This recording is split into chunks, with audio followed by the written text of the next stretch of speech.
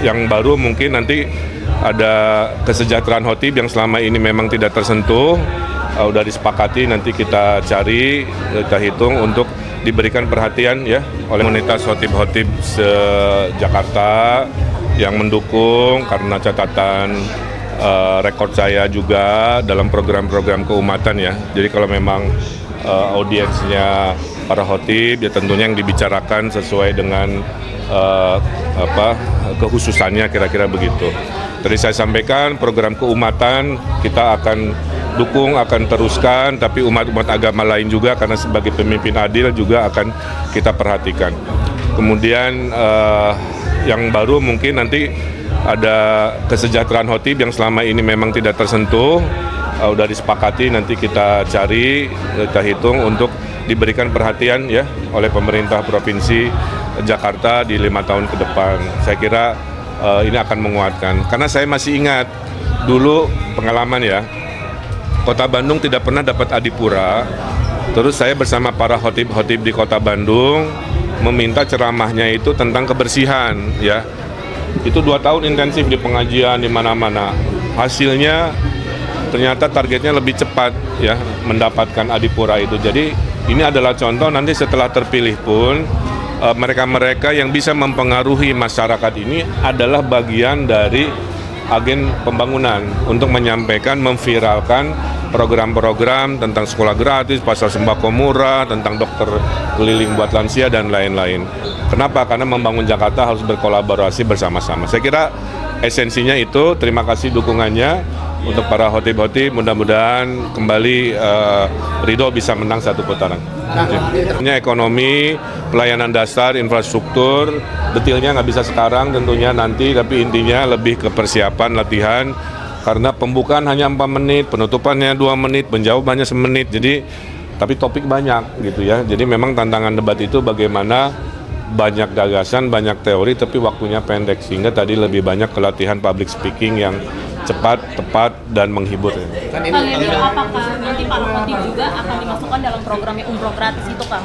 Ya, umroh gratis itu pengurusi yang sifatnya memakmurkan masjid golongannya.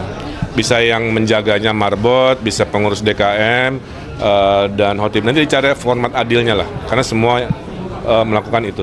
Yang gereja juga sama, apakah nanti pendetanya, apakah pengurus gerejanya, apa yang menjaga gerejanya juga sama. Ini berlaku untuk umat-umat agama lain. Itu bukan penentu takdir. Takdir akhir tidak dibaca oleh survei hari ini. Survei itu hanya alat untuk menganalisa sejauh mana apa yang kita upayakan terhadap persepsi kan. Tadi dulu. Nanyanya soalnya di sini. Jadi apa? Jadi kalau hasilnya kurang memuaskan, jawabannya apa? Kami bekerja keras sampai akhir waktu. Kalau surveinya bagus, sudah tembus 50, kami ucapkan syukur, tetaplah bekerja keras sampai akhir waktu. Jadi jawabannya sama. Mau surveinya bagus, mau turun, kami tidak pernah mempersepsikan ini menaikkan atau menurunkan, mendegradasi. Justru kalau saya membaca survei ya, saya nggak baca elektabilitasnya, saya buka wilayahnya. Oh, kuat di usia tertentu, lemah di usia tertentu. Oke ya, perkuat. Kita kuat di wilayah mana, lemah di wilayah mana. Jadi strategi Ridho itu sangat ilmiah. Jadi bukan tentang 1 lembar elektabilitas saja. Justru ada puluhan lembar yang kita baca. Oh, disukai oleh golongan usia tertentu, pendidikan tertentu, isu-isu apa yang dianggap mereka. Sehingga saya kampanye nggak usah ngomongin, maaf ya, 10 yang aneh-aneh dan terlalu rumit. Ternyata di masa masyarakat hanya 3 besar. Itu cara saya merespon terhadap survei. Jadi mau baik mau buruk bagi saya adalah evaluasi aja. Oke, terakhir. Walaupun tetap ada perbedaan antar survei itu apa? Saya juga nggak ngerti ya, karena saya bukan ahli survei, saya hanya konsumen dari membaca hasilnya seperti kawan-kawan media juga. Tanyanya ke ahlinya kira-kira begitu ya. Bisa mungkin karena beda orang yang disurvei, saya juga kan nggak tahu ya, objeknya kan lain-lain. Tapi saya kira itu aja, jawabannya adalah survei adalah alat untuk mengevaluasi diri. Oke? Terakhir ya. Kan di USA sudah borong jadi Kaos Persija 3 tadi. Dan historis punya Pak Greg dulu ya, tahun berapa ada tanda tangannya. Ya nanti dipakai pada waktunya. Ketemu Jack Mania kapan? Ya nanti dikabari. Oke ya, makasih ya. Warahmatullahi wabarakatuh.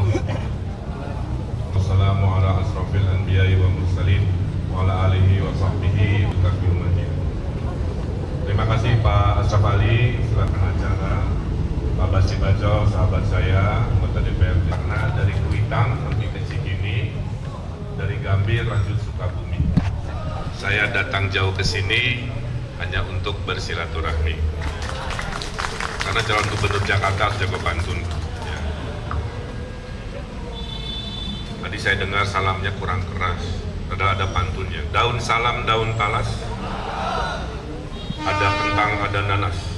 Yang tadi jawab salam saya dengan keras, saya doakan hutangnya lunas. Bapak-ibu yang saya hormati, saya perkenalan sedikit. Nama lengkap Muhammad Ridwan Kamil. Dari namanya ya kurang islami apa, kira-kira begitu ya. Doa orang tua agar meneladani Rasul, menjadi insan yang diridhoi Ridwan, menjadi insan kamil, insan sempurna, paripurna.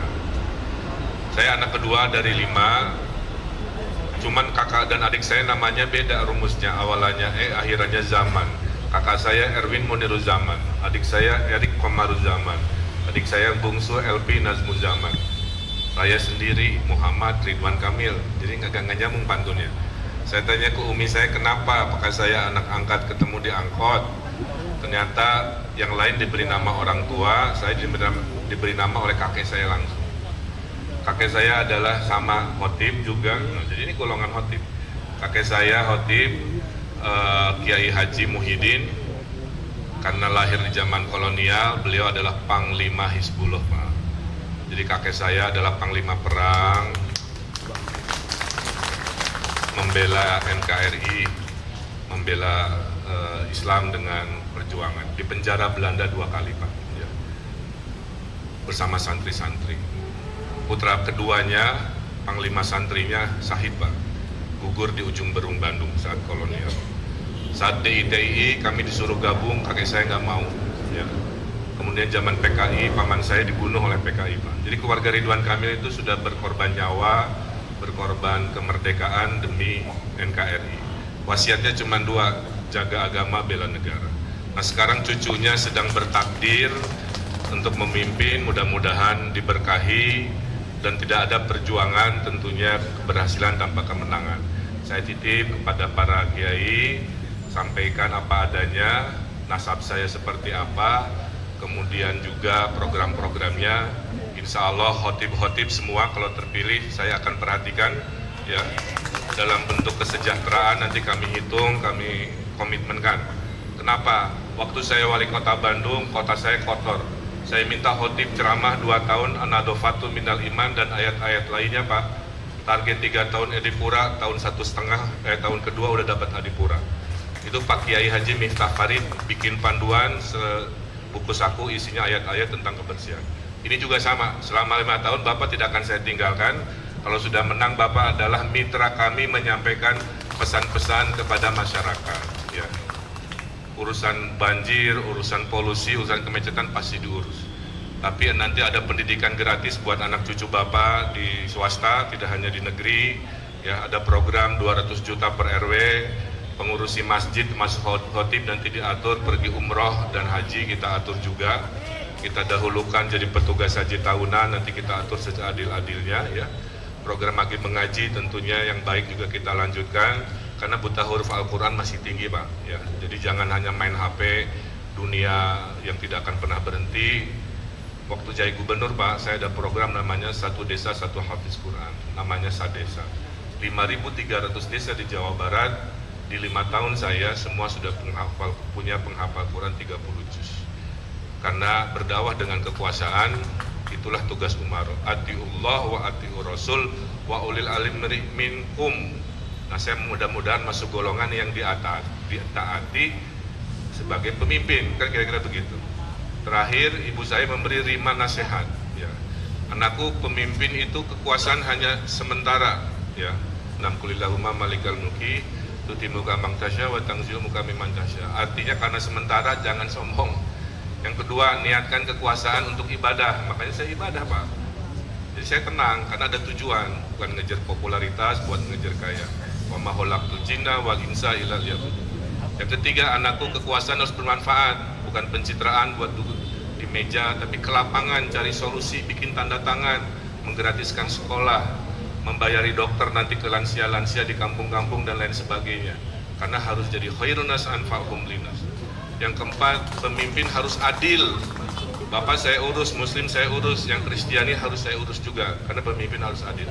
Tapi adil dalam Islam adalah menempatkan segala sesuatu sesuai takarannya. Kenapa harus adil?